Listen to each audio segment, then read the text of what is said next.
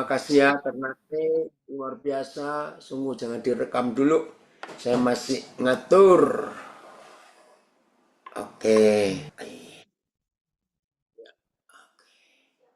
saya ngatur dulu. Enaknya bagaimana posisinya. Baik.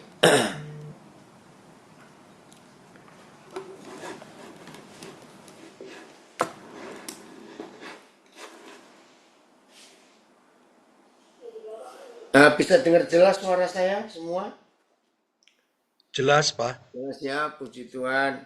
Kita bersyukur karena Tuhan berikan kita waktu untuk kita boleh bersekutu bersama-sama. Ya, semua warga binaan, anak-anak saya dikasih Tuhan. Terima kasih Tuhan ya, karena Tuhan memberikan kita waktu kepada ibu bapak, para petugas yang menyertai, menemani anak-anak kami untuk boleh belajar, untuk beribadah saat ini. Tuhan memberkati ibu bapak semua para petugas, dimanapun berada. Baik, puji Tuhan. Hari ini kita akan belajar. Tema kita sangat luar biasa dan yang memilih tema ini mengalami. Ya, pemenang itu tidak pernah menyerah. Keren ya, pemenang itu tidak pernah menyerah. Kita baca dulu Roma 8:37. Roma 8:37 kita baca dulu. Ya, Roma 8:37. Tetapi dalam semuanya itu, saudara bayangkan, dalam semuanya itu, tahu artinya? Ya semua, nggak ada yang terkecuali. Oke, Gereja Immanuel, Lapas Pasuruan, kelas 2B, bergabung. Tetapi dalam semuanya itu, kita lebih daripada orang-orang yang menang. Kenapa? Oleh Dia, yaitu Tuhan Yesus Kristus yang telah mengasihi kita. AYT. Tidak. Dalam semuanya ini, kita lebih daripada para pemenang. Melalui Dia yang mengasihi kita. BS. Tidak. Malah di dalam semuanya itu kita mendapat kemenangan yang sempurna oleh Dia yang mengasihi kita.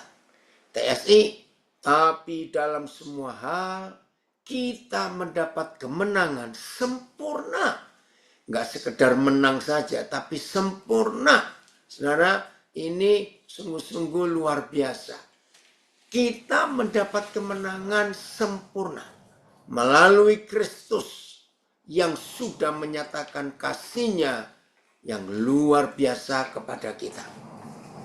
2 hari lalu, seluruh kita bangsa Indonesia, baik yang di Indonesia maupun yang di luar negeri, mensyukuri, merayakan kemerdekaan kita yang ke-81 tahun. Wow, luar biasa. Saudara, kita menikmati kemerdekaan itu. Kita berjuang nggak? Tidak. Yang berjuang para pahlawan, para pendiri bangsa. Tapi kita menikmati kemenangan yang mereka capai.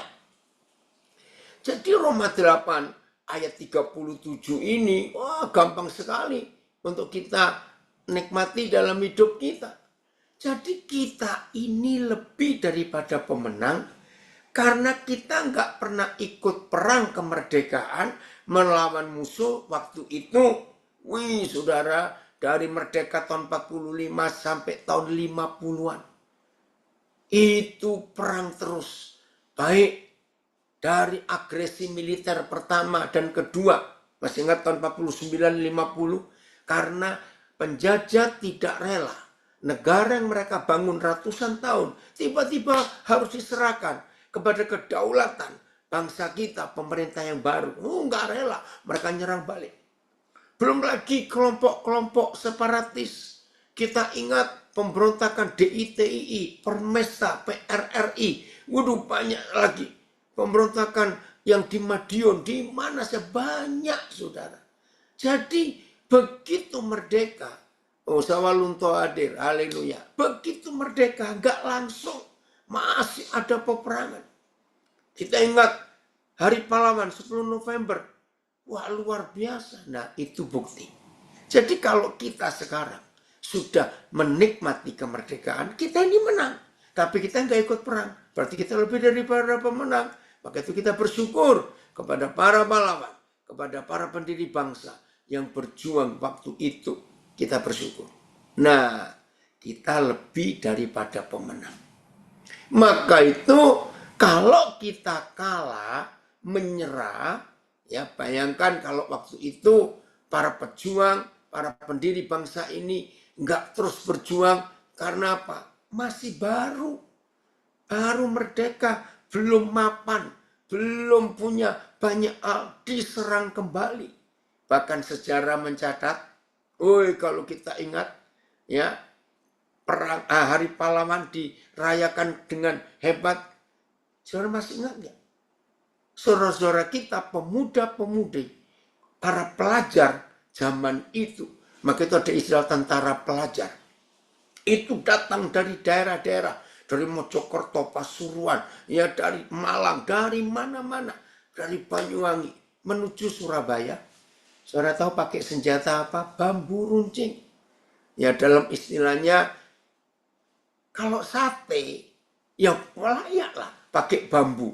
Tapi ini melawan penjajah yang musuhnya pakai senapan mesin, pakai senjata api, pakai macam-macam. Bisa bayangkan. Tapi sejarah mencatat bambu runcing yang menang. Maaf kalau ada yang mendebat, saya nggak bisa melayani karena saya hanya membaca fakta itu.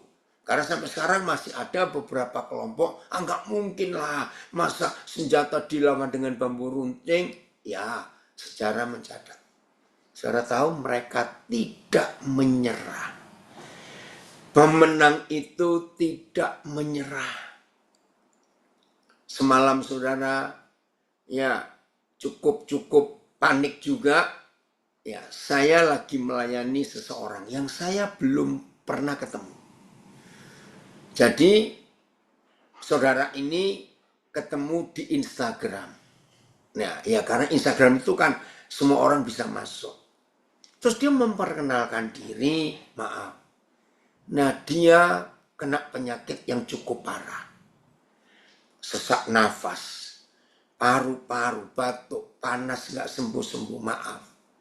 Karena saya sudah, ya boleh kata terbiasa ya melayani saudara kita yang kena kasus ini. Tapi saya tidak ngomong. Dia yatim piatu. Dia pernah kerja di sebuah perusahaan internasional. Hidupnya di luar negeri. Karena kesuksesannya. Tiba-tiba dia harus dipecat dari perusahaan. Karena sakitnya nggak sembuh-sembuh. Akhirnya perusahaan pun tidak sanggup menggaji lagi. Nah, ketika dia sudah habis-habisan, anak tunggal, yatim piatu, keluarga dari pihak ayah dan ibunya tidak mau bertanggung jawab. Karena anak ini, orang ini dituduh. Wah, saya kasihan juga. Tapi saya nggak boleh cepat-cepat percaya. Nah, saya tanya, kamu tinggal di mana? Disebut satu daerah. Nah, kebetulan di daerah itu saya kenal saudara gembala. Terus saya bilang, tolong cek, bantu dia, apa yang dia kerjakan. Akhirnya betul, teman saya gembala ini datang. Lalu dia cerita, aduh orang manggil saya koden-koden, parah ini. Oke, tolong bawa ke rumah sakit, tapi dia nggak punya BPJS. Coba kita urus. Saya minta bantuan juga dari jemaat yang bisa bantu, rame-rame, udah 3 minggu ditangani. Akhirnya ini yang mengejutkan, dia HIV. Waduh, saya kaget. Dengan gembala ini, lalu kami berunding, enaknya bagaimana? Nah, terus dia berkata, lebih baik saya pulang ke tempat kelahiran saya. Di sebuah kota di Jawa Timur, ya di ujung timur Pulau Jawa ini. Ya udah, saya kontak lagi, saudara siapa yang bisa bantu di kota itu. Nah semalam dia pendarahan berat sekali. Ya harus dibawa ke IGD. Nah sudah malam, saya bilang sebisanya lah. Coba kamu panggil Grab atau apa. Nah waktu sampai di IGD, antri panjang, rupanya ada kecelakaan. Dia patah semangat, bilang harus semangat. Ya, dia bukan Kristen, saudara. Dia bukan Kristen. Ayo semangat kamu. Saya beri dorongan, saya beri semangat. Nah, pakai video call, saya bicara pada perawatnya, saya bicara pada dokternya. Tolong rawat sebaik-baiknya. Jangan patah semangat. Nah, puji Tuhan, tadi pagi saya cek, wajahnya sudah seger kembali. Ayo kamu bangkit. Nah, terus saya teleponkan ke beberapa anak saya, beberapa saudara yang saya kenal, pernah kena HIV AIDS, bahkan sedang berobat, supaya dia punya semangat yang luar biasa.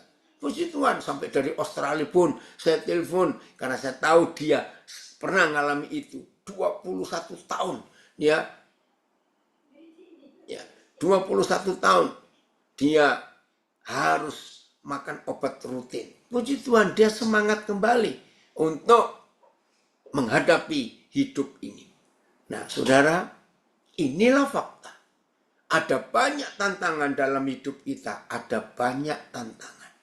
Tapi kita percaya Tuhan itu luar biasa. Ini anaknya ini telepon WA saya matikan dulu nanti ya. Nah, ini contoh. Maka itu kita pegang Roma 8:37. Anak-anak, warga binaan, siapapun saudara, dalam kondisi apapun juga. Ayo hari ini kita tetap semangat. Ada jaminan yang Tuhan berikan kepada kita. Kita belajar dari hidup Daud. Kita buka 1 Samuel pasal 16. Well, coba carikan ayatnya ketika Daud menghadapi Goliat. Ya, 1 Samuel pasal 16. Ketika Daud menghadapi Goliat. Saya cek anak saya ini.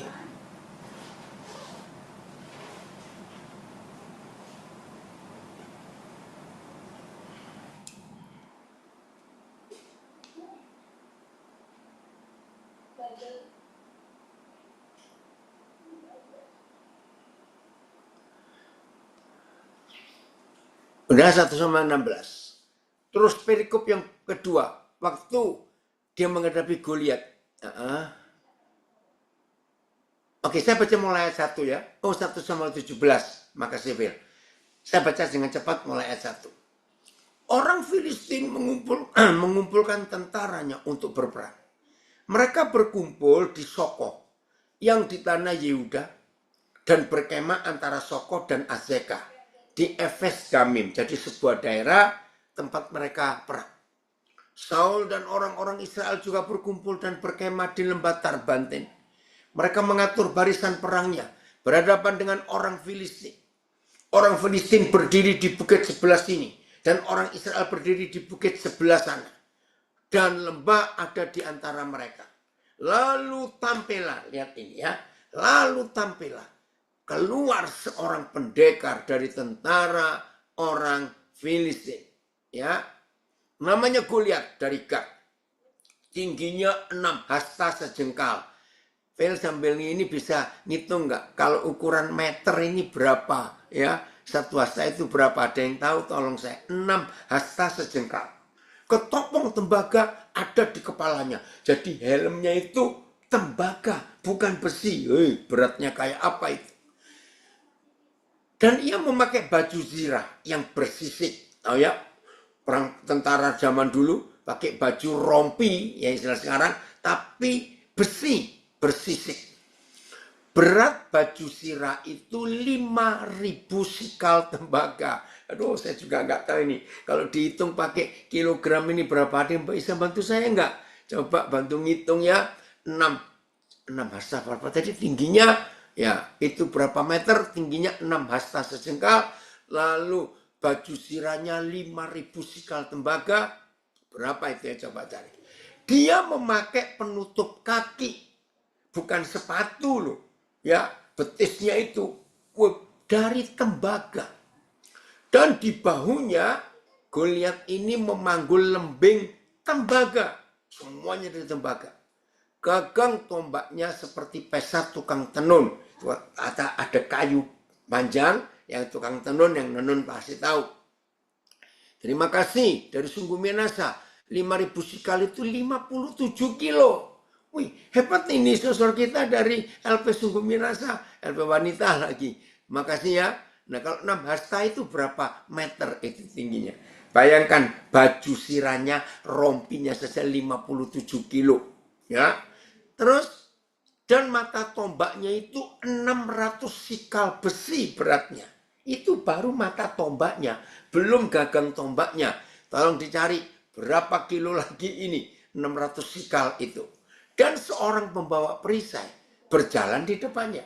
Saking beratnya semua yang dia pakai, maka untuk megang perisai si Goliat ini perlu orang untuk membawanya. Ayo, nggak bisa bayangkan. Ia berdiri dan berseru kepada barisan tentara Israel. Katanya kepada mereka, mengapa kamu keluar untuk mengatur barisan perangmu? Ya, bukankah aku seorang Filistin dan kamu adalah hamba Saul? Pilihlah bagimu seorang dan biarlah ia turun mendapatkan daku. Jadi maksudnya begini loh. Saul mengerahkan sekian banyak tentaranya. Mungkin 1.000, nggak tahu. Maka itu Goliat berkata, aku ini sendirian. Ngapain kamu kirimkan tentara segitu banyak?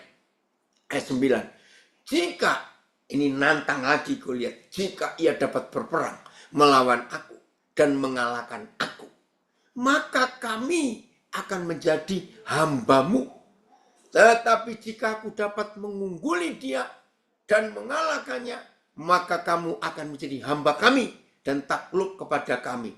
Saudara, tawarannya nggak main-main. Dalam cerita folklore, cerita bukan legenda, ya orang Jawa ini. Ya, saya nggak tahu siapa yang ngarang cerita itu, tapi ini diceritakan turun-temurun. Saya masih ingat waktu saya masih kecil. Nah, bayangkan gajah dilawan semut. Coba merem sebentar. Nah, tapi dalam cerita rakyat, ini diceritakan berulang-ulang. Maka itu saya ingat sampai hari ini. Nggak mungkin lah. Bagaimana semut bisa melawan gajah?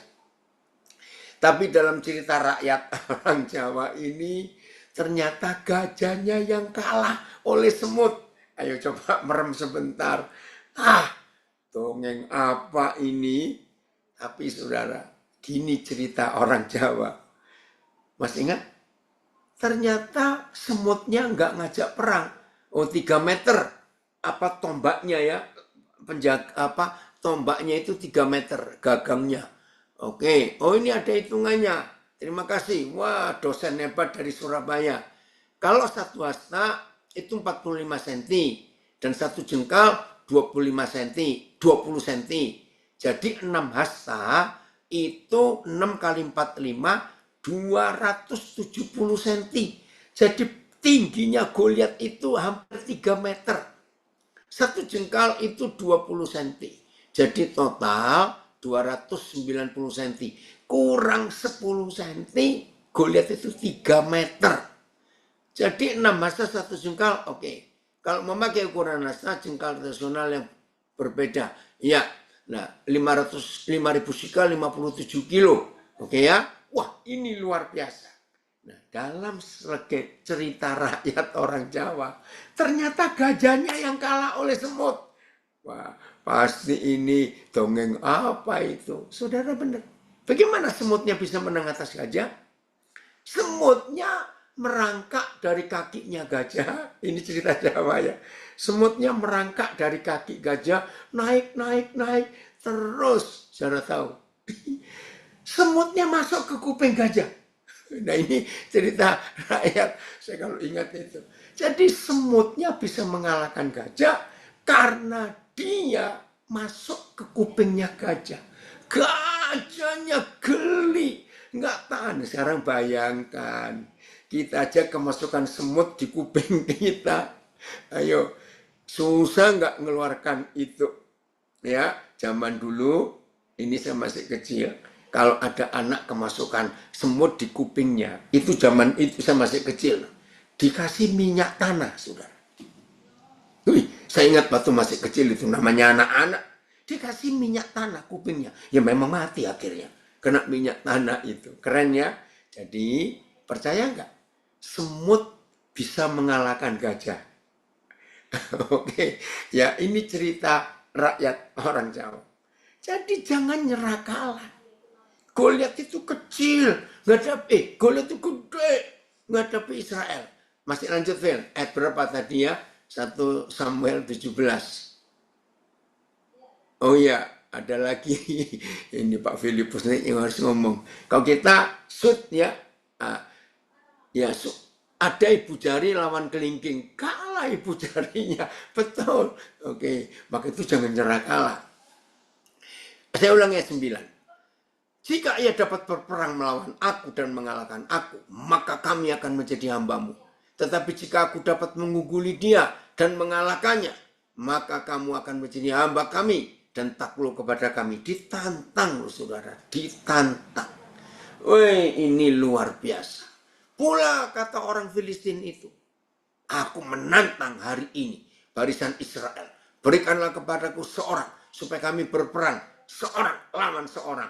Yang nggak ada di Israel yang bisa ngimbangi orang segede Goliat itu, tingginya 2 meter 90 cm.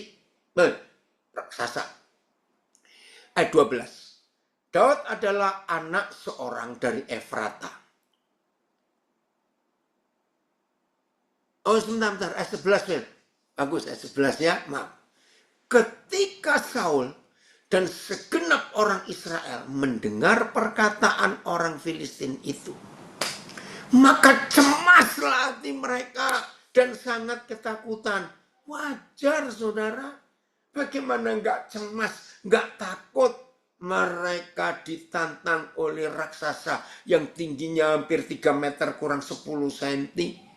Berat baju rompinya saja 57 kilo. Hai. Gagang tombaknya aja 3 meter. Nggak bisa bayangkan. Daud adalah anak seorang dari Efrata. Dari Bethlehem Yehuda yang bernama Isai. Isai mempunyai 8 anak laki-laki.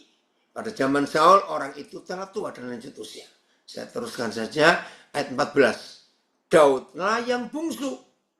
Jadi ketiga anak yang besar-besar itu pergi mengikuti Saul. Wajib militer. Harus perang. Jadi 3 kakak Daud, nomor 1, nomor 2, nomor 3, perang. Daud nomor 8. Tetapi Daud selalu pulang daripada Saul untuk mengembalakan domba. Ya, yang di Bethlehem. Jadi Daud kerja di kerajaan di istana Saul, kita pernah tahu ceritanya. Tapi dia sering balik karena untuk mengembalakan kambing, domba milik bapaknya. Orang Filistin itu ayat 16, orang Filistin itu maju mendekat pada pagi hari dan pada petang hari, demikianlah ia tampil ke depan 40 hari lamanya. Isai berkata kepada Daud anaknya, ambillah untuk kakak-kakakmu berti gandum. Ya gandum bisa diolah ya sehingga jadi apa itu ya gandum yang sudah diolah pokoknya. Ya kayak tepung tapi dimasak. Gandum seeva dan roti yang 10 ini. Bawalah cepat-cepat ke perkemahan kepada kakak-kakakmu. Jadi Daud itu tidak maju perang, tetapi disuruh kirim makanan oleh papanya untuk anak-anaknya, untuk anak nomor 1, nomor 2, nomor 3. Terus, dan baiklah sampaikan keju yang 10 ini kepada kepala pasukan 1000. Jadi bapaknya Daud, Pak Isai itu ngirim juga bekal untuk kepala pasukan. Tengoklah apakah kakak-kakakmu selamat dan bawalah pulang suatu tanda dari mereka. Ya, oke ya, Kailana, oh ini Dorma, puji Tuhan.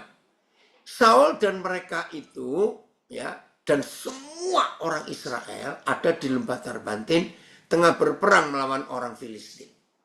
Lalu Daud bangun pagi-pagi, ditinggalkannya lah kambing dombanya pada seorang penjaga, lalu mengangkat muatan yang bekal tadinya dan pergi.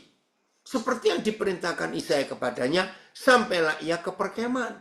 ketika tentara keluar untuk mengatur barisannya dan mengangkat sorak perang, wow, ayo kita perang, gitu ya. Orang Israel dan orang Filistin mengatur barisannya juga. Barisan berhadapan dengan barisan. Lalu Daud menurunkan barang-barangnya yang dibawain dari bapaknya tadi, ya, dan meninggalkannya di tangan penjaga barang-barang tentara. Disiapkan. Berlari-larilah Daud ke tempat barisan. Sesampai di sana bertanyalah ya kepada kakak-kakaknya, apakah mereka selamat? Sedang Daud bicara dengan ketiga kakaknya, tampillah maju pendekar itu, namanya Goliat. Masih ingat tadi orang Filistin dari Gad, dari barisan orang Filistin itu mengucapkan kata-kata yang tadi juga Daud mendengarnya. Nah, mulai di sini, saudara, peristiwa ini terjadi terus sampai hari ini. Saya ulangi, peristiwa ini terus terjadi sampai hari ini. Ancaman teror dari roh jahat itu masih berlaku. 4 hari yang lalu, ya, saya nggak kenal keluarga ini. Tiba-tiba suaminya itu telepon, salam kenal Pak Pendeta, saya begini. Oh ya, mereka punya 2 anak. Anak pertama umur 10, anak kedua umur 8 tahun. Nah, ini yang kaget. Saudara, suatu hari anak ini pingsan. Bawa ke dokter, tidak ketemu penyakitnya. Terus. Setelah 9 hari didiagnosa, ternyata anak 8 tahun ini kena kanker. Waduh, siapa nggak shock? Akhirnya saya ngajak telepon suami istri ini.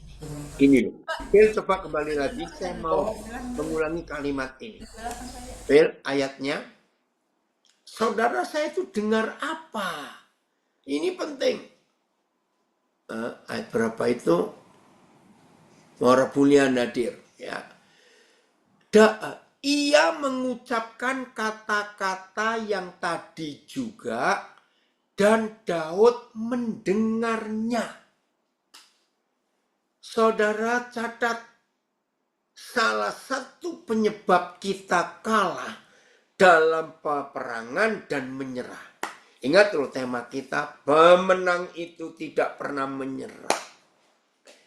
Nah, salah satu penyebab utama kita itu menyerah dalam peperangan, bahkan kita belum perang sudah nyerah dulu, karena kita mendengar ancaman musuh, kita mendengar suara dari neraka, kita dengar ucapan mulut orang, katanya. Hati-hati apa yang kita dengar. Nah, kembali kepada satu keluarga yang punya anak 8 tahun divonis kanker. Memang berat. Nah, kita dengar apa? Lalu saya bicara kepada suami istri yang saya belum pernah kenal, belum pernah ketemu, tapi lewat telepon itu. Mendengar vonis kanker dari dokter itu memang berat. Tapi saya berkata, tolong dengarkan ini. Buat Bapa kita di surga, buat Tuhan Yesus, tolong jawabnya. Menyembuhkan kanker dengan menyembuhkan pilek, flu. Maaf ya, yang enteng saja. Kira-kira sama nggak buat Tuhan? Ayo tolong jawab ya. Yang di Zoom, Instagram, Facebook, yang di TikTok, yang di YouTube. Ayo tolong jawab. Buat Tuhan menyembuhkan kanker dan pilek sama tidak? Saya tanya kepada suami istri itu, sama. Tapi kenapa kita lebih membesar-besarkan kanker? Nah ini loh, kita dengar apa? Lanjut, ayat 24. Ketika semua orang Israel melihat Goliat yang tingginya 3 meter kurang 10 cm. Larilah mereka daripada Goliat dengan sangat ketakutan. Ayo kita perhatikan 2 bagian hidup kita ini. 1 telinga, 2 mata. Mengapa tentara Israel lari ketakutan? Karena yang pertama mereka mendengar ancaman. Yang kedua mereka melihat raksasa. Jawab, wajar. Saya pun akan mengalami yang sama. Kalau mendengar berita yang luar, lalu melihat fakta. Tapi ingat, hari ini kita belajar. Daud mendengar yang sama. Oh iya, anak saya dari Philadelphia gabung. Senang Papa Yul kamu gabung. Ayo dengar berita apa. Ini anak saya yang dari Philadelphia yang saya baru sebut namanya. Wah, berapa kira-kira setahun lebih yang lalu ya Yul. Waktu kasusnya mama kamu harus balik. Ini mustahil. Tapi nggak ada jalan lain. Harus dihadapi. Puji Tuhan. Anak saya Juli ini mengalami kemenangan yang hebat, yang mustahil. Nah, Israel mendengar ancaman. Israel melihat dengan mata ini raksasa. Wajar mereka lari ketakutan. Berkatalah orang-orang Israel itu, ini saling ngomong. Sudahkah kamu lihat orang yang maju itu? Sesungguhnya ia maju untuk mencemoohkan orang Israel. Orang yang mengalahkan dia akan dianugerahi raja kekayaan besar.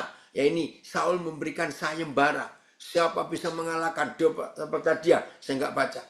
Lalu berkatalah Daud kepada orang-orang yang berdiri di dekatnya. Sekarang Daud maju. Ingat, Daud mendengar, melihat yang sama yang didengar oleh orang Israel. Sama, nggak ada bedanya. Lalu berkatalah Daud kepada orang-orang yang berdiri di dekatnya. Apakah yang akan dilakukan kepada orang yang mengalahkan orang Filistin itu? Dan yang menghindarkan cemooh. Ya, ini dari Palu ada komen betul sekali. Terkadang kita belum perang sudah kalah lebih dulu. Karena mendengar ancaman. Kata-kata yang bukan perkataan Tuhan. Betul. Maka itu jangan nyerah kalah. Perang aja belum kok. Ya. Terus ayat 27. Rakyat itu pun menjawabnya dengan perkataan tadi. Begitulah akan dilakukan kepada orang yang mengalahkan dia. Oke, sama entengnya betul. Antara kanker dengan pilek sama. Ya, maka itu dengar yang benar. Ayat 27, rakyat pun menjawabnya dengan perkataan itu. Ayat 28. Ketika Eliab, nah ini kakak sulungnya Daud. Ketika Eliab kakaknya yang tertua mendengar perkataan Daud kepada orang-orang itu. Bangkitlah amarah Eliab. Berkata kepada Daud, mengapa engkau datang? Dan pada siapakah kau tinggalkan kambing domba yang 2-3 ekor di padang gurun? Aku kenal sifat memberanimu Daud. Kakak sulung melawan adik bungsu. Dan kejahatan hatimu. Engkau datang kemari dengan maksud melihat pertempuran toh. Dikira anak kecil ini lihat perang itu. Daud enggak. Tapi jawab Daud. Apa yang telah aku perbuat? Hanya bertanya saja kak. Lalu berpalinglah Daud daripadanya kepada orang lain dan menanyakan yang sama. Dan rakyat memberi jawab yang sama. Jadi Daud coba cari info. Betul enggak? Terdengarlah kepada orang perkataan diucapkan oleh Daud. Lalu diberitahukannya kepada Saul. Dan Saul menyuruh memanggil. Jadi begini saudara. Daud ini belum perang. Tapi nggak nyerah kalah. Maka itu kalau ada kita belum perang nyerah kalah. Malu sama anak kecil ini. Akhirnya Saul dengar. Ternyata ada ini yang mau melawan Goliat. Saul sudah panik. Sudah nggak ngerti mesti ngapain. Akhirnya panggil dia. Terus ya ayat 32. Berkata Daud kepada Saul, saya panggil ini ya, janganlah seseorang menjadi tawar hati karena dia. Hambamu ini akan pergi melawan orang Filistin. Saulnya syok. Hah? Tentara Israel yang jumlahnya ribuan itu. Nggak ada yang berani. Ternyata di depan Raja Saul ada anak kecil. Dari mana kita tahu anak kecil? Karena pakaian perang yang disediakan itu selalu ukuran L. Dari zaman kapan sampai zaman kapan nggak ada pakaian perang ukuran S. Setuju? Large, nggak ada yang small. Nah Daud disuruh pakai pakaian perang. Kebesaran malah nggak bisa jalan. Nah ini anak kecil. Terus Saul berkata, tidak mungkin engkau dapat menghadapi orang Filistin itu untuk melawan dia. Sebab engkau masih muda. Masih kecil seharusnya. Sedang dia sejak dari mudanya telah menjadi prajurit. Tapi Daud berkata kepada Saul, hambamu ini biasa menggembalakan kambing domba ayahnya. Masuk akal gak?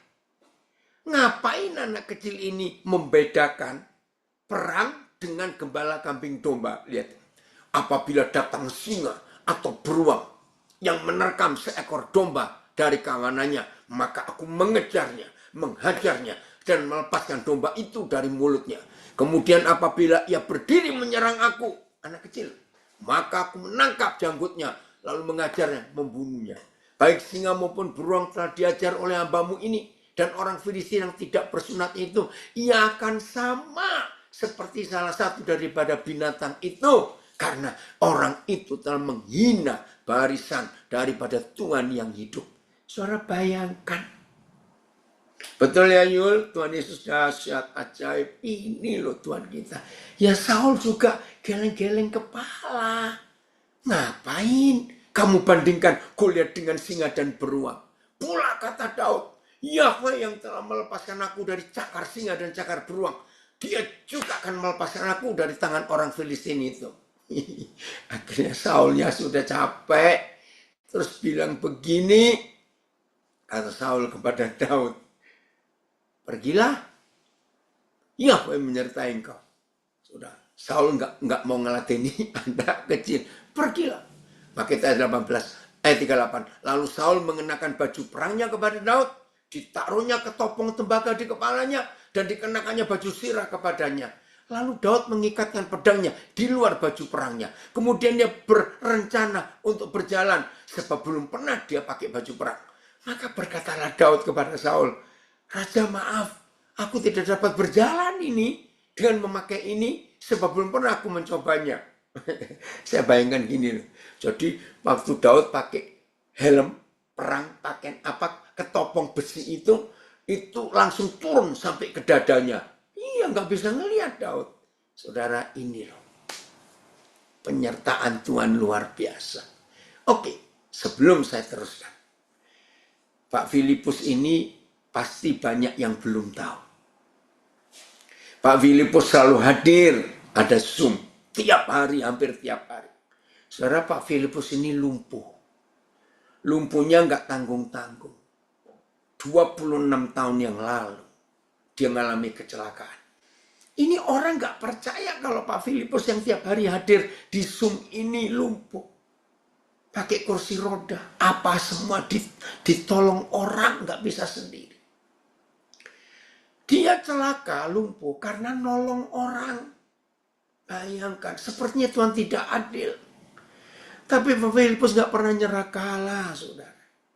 Maka itu tema yang dipilih ini, tadi saya bilang seharusnya Filipus yang ngajar. Karena ngalami. Aduh. Oke, Phil, lanjutkan. Siap ya mendengar apa yang Pak Filipus mau katakan ini? Ayo, Phil, ceritakan. Mungkin agak detail nggak apa-apa. Supaya semuanya kita belajar. Tunggu, Phil, tunggu. Facebooknya Bapak arahkan, Zoom-nya juga, Instagram, supaya mana tampilkan wajahmu, Phil. Gitu ya. Nah, coba itu supaya saudara tahu loh, Pak Filipus ini ternyata lumpuh. Aduh. Iya. Ya, baik. Terima kasih Bapak untuk firman Tuhan hari ini. Dahsyat ya. Kenapa saya pilih tema ini? Ya karena kemarin tanggal 17 Agustus adalah hari kemerdekaan. Kalau kita sudah merdeka berarti kita sudah menang gitu ya. Tapi Amin. ternyata di dalam kemerdekaan itu kita pun harus tetap berjuang. Iya. Maaf, maaf. Banyak sekali kabar di negara kita ini sedang berjuang untuk bertahan dalam apa namanya ekonomi dunia ini ya. Bagi saudara-saudaraku yang di lapas, di rutan, ya mungkin dalam kehidupan ini kadang-kadang tidak semuanya berjalan apa yang seperti yang kita inginkan ya. Ada jebakan-jebakan kuasa kegelapan yang mengarahkan kita untuk berpaling dari Tuhan sehingga maaf kata Bapak Ibu Saudara semuanya masuk ke dalam lembaga pemasyarakatan. Ya, kita sebagai umat Tuhan adalah umat pilihan. Ya, di 1 Petrus itu dikatakan kita ini umat pilihan Tuhan dan kita sudah dimenangkan lebih dari pemenang. Ya, tadi di Roma 8 ayat 37 dikatakan kita ini lebih dari pemenang. Jadi saat Bapak, Ibu, Saudara semuanya sedang terpuruk, ya maaf kata sedang di dalam lapas, dalam lembaga pemasyarakatan untuk dibina, untuk dirubah menjadi pribadi yang lebih baik lagi, jangan menyerah. Jangan menyerah. Masih ada harapan, ya. Karena kita ini umat yang lebih dari pemenang. Ya ini kata-kata ini saya sendiri juga masih bingung. Bagaimana sudah menang tapi lebih dari pemenang. Itu ya. Jadi kita benar-benar menang dan di dalam perjuangan kita jangan pantang menyerah ya. Jangan menyerah, jangan berputus asa karena masih ada Tuhan. Dikatakan dia Amin, itu adalah amin. Immanuel. Immanuel itu kalau dalam bahasa Jawa manunggal, manunggil ya, berarti ada di dalam kita. Jadi ada kata-kata apa, walaupun dalam lembah kelam ku tak takut karena kau di sampingku. Itu sebenarnya masih apa ya, kurang-kurang kuat. Tapi kalau Tuhan itu ada di dalam kita, percayalah ya, apapun yang terjadi dalam kehidupan ini, saat kita terjatuh, saat kita ada dalam lembah kelam, saat kita tidak bisa apa, angan-angan kita ya, cita-cita kita tidak sesuai dengan kenyataan yang ada, percayalah Tuhan tidak pernah meninggalkan dan Tuhan punya rencana yang terbaik dalam kehidupan kita. Memang dalam hidup saya eh, masih muda sekali, saya kecelakaan, patah tulang belakang, akhirnya lumpuh total Sebutkan dari aja waktu itu umur berapa, Phil? Nggak apa-apa. ya itu saya umur 22 kalau nggak salah ya. Jadi masih umur 22, jadi masih muda sekali, masih antusias untuk bisa bekerja ke sana, bekerja ke sini untuk melayani Tuhan. Ternyata ya enggak tahu rencana Tuhan apa gitu ya. Tiba-tiba saya apa lumpuh total dan itu pun di hari saya ulang tahun. Oh, Ya, baru tahu jadi nih. seperti Ah. seperti saya di kamu masuk lagi ke dalam rahim untuk dilahirkan kembali dengan kursi roda gitu ya. Jadi apa namanya perubahan hidup yang wah bener-bener wow gitu ya. Jadi nah di saat untungnya ya ya ini dia untungnya masih kalau orang Jawa bilang kecelakaan masih ada untungnya ya. Untungnya saudara-saudara seiman ya apa namanya banyak yang mendukung, banyak yang memberi kekuatan, banyak yang mensupport saya ya. Dan Tuhan itu aneh gitu. Kenapa ya Tuhan? Tuhan itu aneh gitu loh. Dia memberikan beban, memberikan apa namanya mengizinkan sesuatu terjadi tetapi dia tidak akan meninggalkan. Dia memberikan jalan keluar gitu ya. Saya meskipun lumpuh begini kadang-kadang ada orang-orang yang memberikan berkat kepada saya dan saya bisa membantu yang di rumah ini untuk bisa bayar listrik, untuk bayar ini, bayar itu. Ya itu dia. Saya sampai heran, kenapa ya Tuhan gitu loh. Maksudnya meskipun Tuhan memberikan beban apa mengizinkan sesuatu terjadi tapi dia selalu memberikan jalan keluar. Phil, Jadi bisa percaya cerita agak detail nggak kecelakaan itu gimana? Supaya kami itu punya gambaran. ya depan rumah saya ini perempatan ya, perempatan besar, jalan raya provinsi. Nah, pada waktu itu hari Minggu saya pulang dari gereja, setelah selesai bersih-bersih gereja, saya pulang. Ya, saya pulang ke rumah sekitar jam setengah tujuh, jam 6 gitu ya. Jadi Sore surup itu ya. kalau orang bilang masih apa masih senja, jadi sudah mulai petang gitu. Nah, saya pulang, saya masih di apa di depan rumah. Nah, itu ada pasangan suami istri gendong bayi gitu ya. Mereka kecelakaan, jatuh gitu. Nah, Naik motor ya, mereka naik motor. Supaya tahu itu. Ah. tor. Nah, karena refleks refleks dari rasa selalu ingin menolong orang itu, saya lari gitu ya. Nggak memperhitungkan bahwa depan rumah ini perempatan gitu. Saya lari, langsung ke tengah, ngambil mereka, menolong mereka untuk dibangun, untuk bapak ibu ini untuk minggir, tapi ternyata dari belakang ada mobil Chevrolet itu ya, yang pendek itu langsung nendang dari belakang itu ya. Jadi langsung dah saya tergeletak, dibawa ke Surabaya, dibawa ke Tulungagung, ndak nangani, langsung ke Rumah Sakit Nasional di Surabaya, Karangmenjangan itu Dr. Sutomo. Di sana baru tawan kalau memang sudah tidak bisa ditolong lagi. Jadi ya sudah. Kadang-kadang ada, dulu masih ada apa namanya, mengklaim ya itu ya. Saya pernah tanya ke papa, mengklaim Tuhan gitu ya. Wah, Tuhan itu mujizatnya besar. Dia sanggup membangkitkan orang mati, menyembuhkan yang lumpuh menjadi berjalan, yang buta melihat. Saya mengklaim gitu ya. 2 tahun saya harus bisa berjalan. Tapi ternyata rencana Tuhan bukan rencana saya.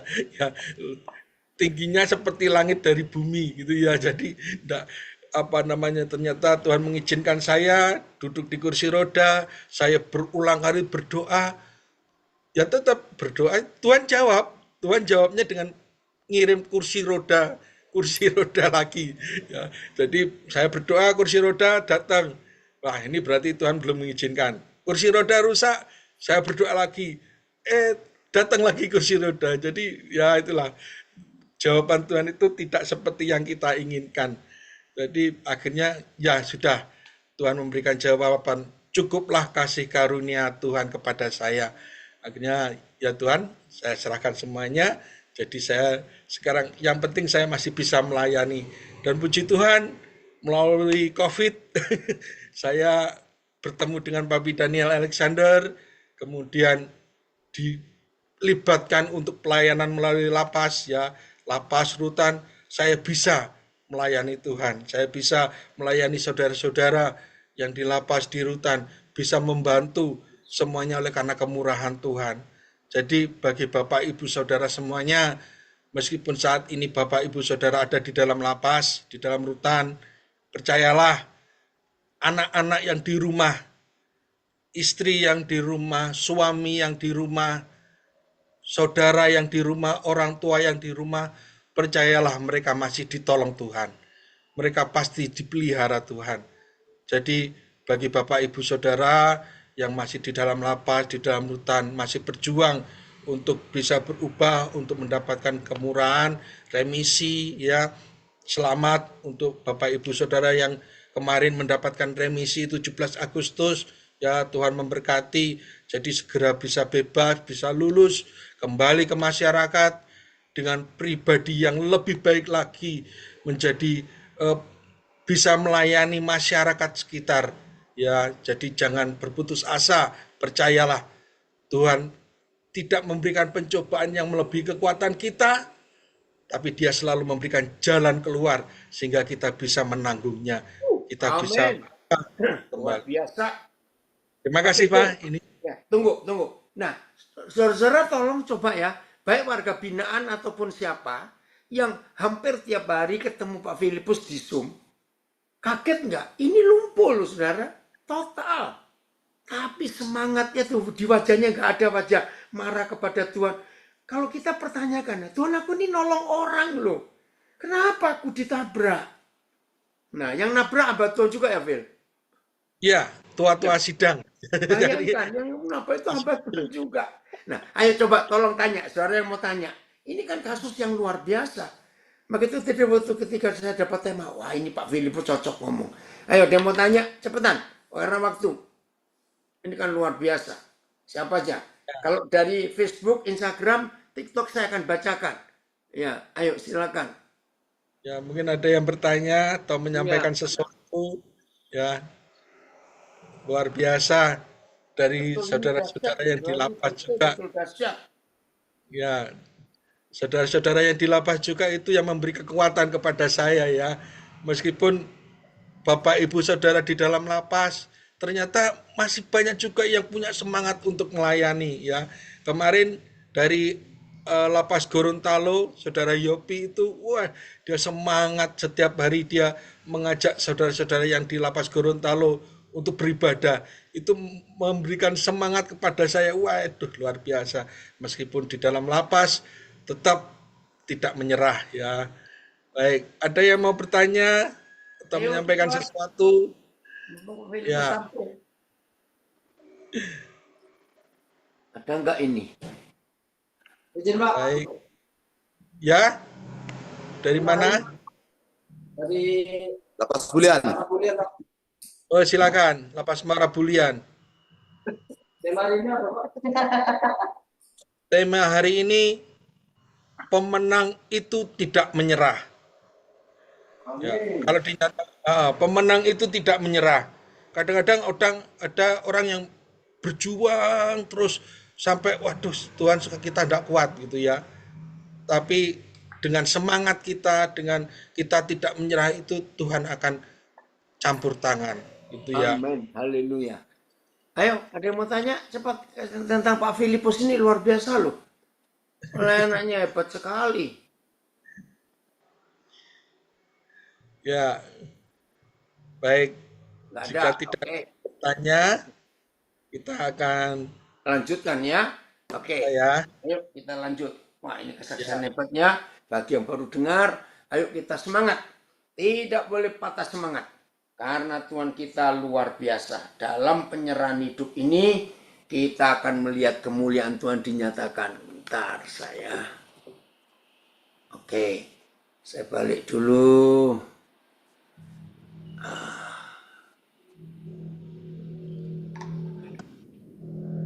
Oke. Bentar.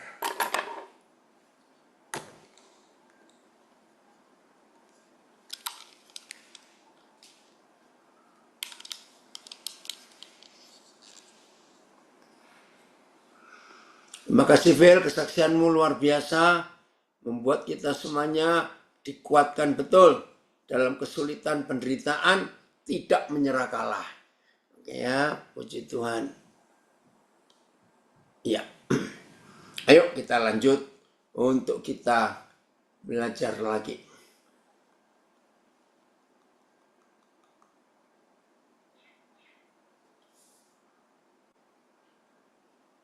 Ya.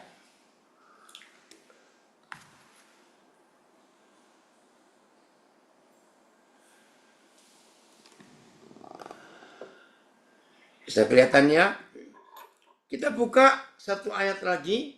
Roma masih Roma 8. Ya, mulai ayat yang mulai 31. Roma 8 mulai 31. Roma 8 31. Nanti kita kembali ke 1 Samuel 17 ya.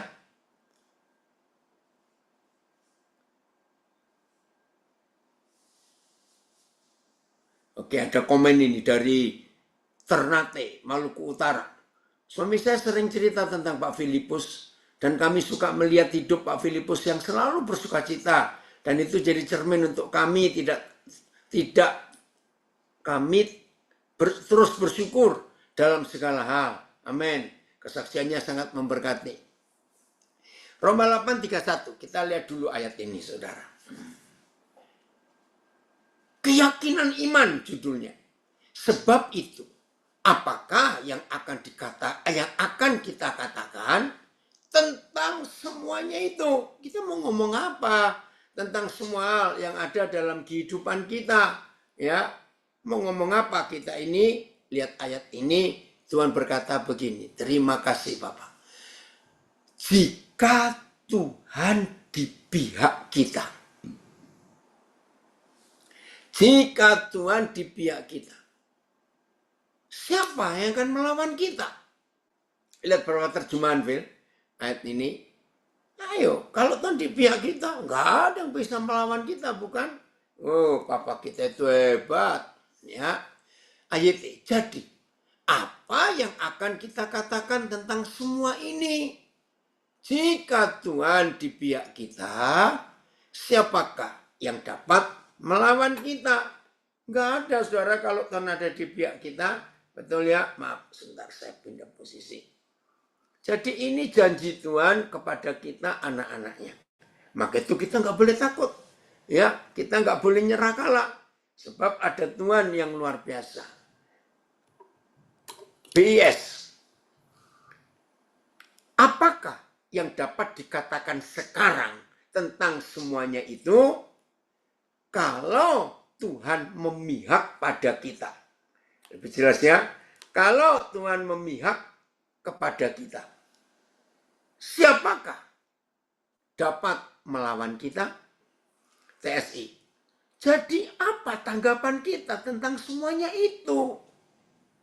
Kalau Tuhan membela kita, oh ini terjemahan bagus. Kalau Tuhan membela kita, tidak akan ada musuh yang dapat mengalahkan kita. Jelas ya? VMD-nya. Kita lihat ini. VMD-nya. Jadi, apa yang harus kita katakan tentang semuanya itu? Jika Tuhan bersama dengan kita, tidak ada yang dapat mengalahkan kita. FYI-nya, terima kasih Bapak untuk janjimu yang luar biasa ini. FYI, apakah yang dapat kita katakan tentang hal-hal menakjubkan seperti ini? Betul menakjubkan. Jika Tuhan ada di pihak kita, siapa yang akan melawan kita? Pak Filipus 26 tahun lumpuh karena ditabrak orang dan menolong orang. Ini kan, aduh, kalau kita pakai logika manusia, bagaimana mungkin menolong orang maksud baik ditabrak lagi. Dan lumpuh sampai hari ini sudah 26 tahun yang lalu. Aduh, ini sangat-sangat tragis. Kalau saya pakai istilah ini ya, sangat tragis. Tapi kita bersyukur Pak Filipus tidak pernah nyerah kalah. Nah kalau Tuhan di pihak kita mau ngomong apa tentang semuanya itu? Amin. Nah ini yang dialami oleh Daud. Jadi Daud itu tidak pernah menyerah kalah karena dia tahu Tuhan ada bersama dengan dia. Maka itu Daud nggak takut. Oke, kita kembali ke 1 Samuel 17. 1 Samuel 17. Jadi ayat berapa ya? Jadi hati-hati dengan pendengaran kita, hati-hati dengan mata kita dengar apa, kita lihat apa, jangan kita izinkan masuk, ya. Jangan izinkan apa yang kita lihat, kita dengar itu masuk, jangan. Ya, dari ada komen ini, tambahan kesaksian dari Palu. Luar biasa, Pak Eni ini tidak patah semangat menantikan pertolongan Tuhan dalam 26 tahun untuk bisa kembali berjalan. Namun pada kenyataannya yang datang malah masih kursi roda. Dan jawaban Tuhan, cukuplah kasih karuniaku. Puji Tuhan, lewat COVID Pak Eni boleh berjumpa dengan Papi, dengan saya maksudnya, dan Tuhan mempercayakan Pak Eni untuk melayani bersama-sama Papi sampai hari ini. Haleluya. Thanks Papa di surga. Betul. Udah 1 Samuel 17. Ayat 4. Iya, jadi 39 dulu ya. Setelah Daud menuruti permintaan Raja Saul untuk pakai pakaian perang, dan saya ulangi lagi, sejak zaman dulu sampai zaman kapan tidak akan ada pernah pakaian perang ukuran S. Semuanya L, ya. Begitu Daud kok bisa jalan. Lalu Daud mengikatkan pedangnya di luar baju perangnya. Kemudian ia berencana berjalan, sebab belum pernah dicobanya baju perang itu. Maka berkatalah Daud kepada Saul, Raja, aku tidak dapat berjalan memakai baju ini, sebab belum pernah aku mencobanya. Ya Daud sungkan, harusnya ngomong, Raja, kebesaran baju perang ini. Kemudian Daud menanggalkannya. Lalu Daud, nah ini loh, tidak menyerah. Pemenang itu pantang menyerah. Lalu Daud mengambil tongkatnya di tangannya. Dipilihnya dari dasar sungai 5 batu yang licin dan ditaruhnya dalam kantong gembala yang dibawanya, yaitu tempat batu-batu untuk ngusir binatang buas Kalau dekat-dekat dombanya, sedang umbannya, tahu ya, apa itu, orang Jawa bilang pelintangnya gitu ya, untuk melempar batu itu dipegang di tangannya. Demikianlah ia mendekati orang Filistin. Mudah-mudahan kita masih ingat. Ingat tadi kita baca, Goliat tingginya 2 meter 90 cm. Gagang tombaknya 3 meter. Baju sirahnya 57 kilo. Tamengnya, perisainya harus dibawa orang. Bayangkan sebentar. Pakai pelapis baja, tembaga di kakinya. Daud datangi dengan ketapel dan tongkat. Saudara bisa bayangkan nggak ini? Daud datangi dengan ketapel dan tongkat. Bawa batu lagi. Orang Filistin itu kian dekat menghampiri Daud. Dan di depannya orang yang bawa perisainya tadi. Ketika orang Filistin itu menunjukkan pandangnya, matanya melihat ke Daud, serta melihat Daud, dihinanya Daud karena ia masih muda, kemerah-merahan dan elok parasnya. Coba Phil ayat ini pakai terjemahan yang lain. Saudara jangan bilang, oh Daud cakep ya pakai pipi, pakai merah-merah pipinya. Bukan. Kemerah-merahan itu karena panas, kena matahari. Ketika orang Filistin itu melihat dan memperhatikan Daud, dia menghinanya karena dia masih muda, kemerah-merahan dan berwajah tampan. PS. Tetapi ketika Goliat melihat Daud dan memperhatikannya, Goliat tertawa mengejek karena Daud masih muda sekali dan tampan. TSI.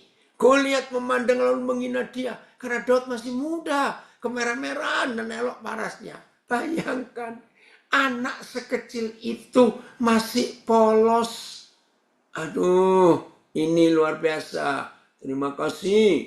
Ini cucu saya baru sinaga. Ini sering lihat opa tampil. Betul. Terus gimana ini perang model apa? Lanjut. Ayat yang ke berapa itu tadi? Ayat yang ke-43.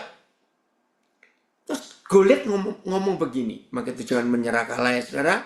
Jangan menyerah kalah. Ayat 48 sekarang. Oh, sorry ya, 43. Orang Filistin itu berkata kepada Daud, ini lo ngomongnya, anjing ke aku? Saudara kata, anjing ke aku? Maka engkau mendatangi aku dengan tongkat, lalu demi para dewanya, orang Filistin itu mengutuki Daud. Pula orang Filistin itu berkata kepada Daud, hadapilah aku. Maka aku akan memberikan dagingmu kepada burung-burung di udara dan kepada binatang-binatang di padang. Anak kecil. Nah ini dia. Ayo jangan menyerah apapun kesulitan kita, tantangan kita. Tetapi Daud berkata kepada orang Filistin itu, engkau mendatangi aku dengan pedang, tombak dan lembing. Tetapi aku mendatangi engkau dengan nama Yahweh semesta alam, Tuhan segala barisan Israel yang kau tantang itu. Hari ini juga Yahweh akan menyerahkan engkau ke dalam tanganku, dan aku akan mengalahkan engkau dan memenggal kepalamu dari tubuhmu. Hari ini juga aku akan memberikan mayatmu dan mayat antara orang Filistin kepada burung-burung di udara dan kepada binatang-binatang liar, supaya seluruh bumi tahu. Ini imannya Daud, bahwa di Israel mempunyai Tuhan. Dan supaya segenap jemaah ini, orang Israel itu tahu bahwa Yahweh menyelamatkan bukan dengan pedang dan bukan dengan lembing, sebab di tangan Yahweh lah pertempuran, dan ia pun menyerahkan kamu ke dalam tangan kami. Saudara, perhatikan ayat 46 tadi. Berapa kali Daud berkata pada hari ini. Ingat di awal tadi kita belajar. Pemenang itu pantang menyerah. Maka itu yang ada, kalau ada di antara kita. Belum perang sudah nyerah, bertobat saudara. Ayo kita berjuang dulu. Daud ini luar biasa. Belum perang, tapi sudah percaya dia menang. Maka itu imannya pada hari ini. Pada hari ini. Saudara mau dibaca kapan saja ayat ini, selalu ada kata pada hari ini. Maka itu tiap hari ada kemenangan yang Tuhan percayakan buat kita. Katakan amin. Ya, maka itu dengar ya, orang yang menang kalau menghadapi sesuatu tidak pernah menyalahkan orang lain. Jadi kalau sedang menghadapi masalah, oh bukan karena salah saya, oh bukan karena begitu, jangan hadapi. Kita tanggung jawab dalam hidup kita. Maka itu ayo mulai hari ini saudara, ada janji-janji Tuhan yang luar biasa. Jangan pernah kita menyerah kalah lagi. Amin. Ada Tuhan yang setia mengikuti kita. Kalau Tuhan di pihak kita, enggak ada yang bisa melawan kita. Dan akhirnya, nanti saudara baca sampai selesai, Goliat yang mati, Daud yang menang, Israel gempar. Pertanyakan ayat 45, Phil, coba. Ini loh kalimat ini. 44. Sebentar. Coba, 46, maaf. 1 Samuel 17, 46. Phil, 46. Kalimat ini kita harus ada. Supaya seluruh bumi tahu. Kalimat terakhir ayat 46. 1 Samuel 17. Supaya seluruh bumi tahu bahwa Israel mempunyai Tuhan. Coba lihat berapa terjemahan. Ini ayat yang terakhir. Ayo supaya seluruh bumi tahu. Ini untuk memuliakan Tuhan, saudara. AYT. Sehingga seluruh bumi mengetahui bahwa ada Tuhan bagi Israel. BIS. Maka seluruh dunia akan tahu bahwa kami bangsa Israel mempunyai Tuhan yang kami sembah. TSI-nya, kalau hari ini iman kita seperti ini, mengerjakan apa saja. Bukan supaya dilihat orang, wih aku hebat. Tidak. Mulai hari ini, siapapun saudara, dalam keadaan apapun juga, percayalah. Kalau ada Tuhan di hidup kita, maka supaya seluruh dunia tahu. Hebat, ada komen. Benar sekali. Sebab orang beriman, dia akan selalu utamakan Tuhan dalam segala hal. Ya, saya ulangi. TSI, sehingga seluruh dunia tahu bahwa Israel melayani Tuhan yang hidup. Ini dia jaminan kemenangan kita. Siap? Ayo anak-anak warga binaan, bangkit semangat. Yang sedang terpuruk hari-hari ini, ayo semangat, kita punya janji Tuhan yang luar biasa. Ayo semangat. Oke? Tuhan Yesus memberkati kita semua. Terima kasih Phil untuk tema yang luar biasa ini. Tuhan memberkati. Jadilah pemenang yang tanpa pernah menyerah. Karena ada Tuhan Yesus yang menyertai kita. Terima kasih Bapak. Shalom. Tuhan memberkati.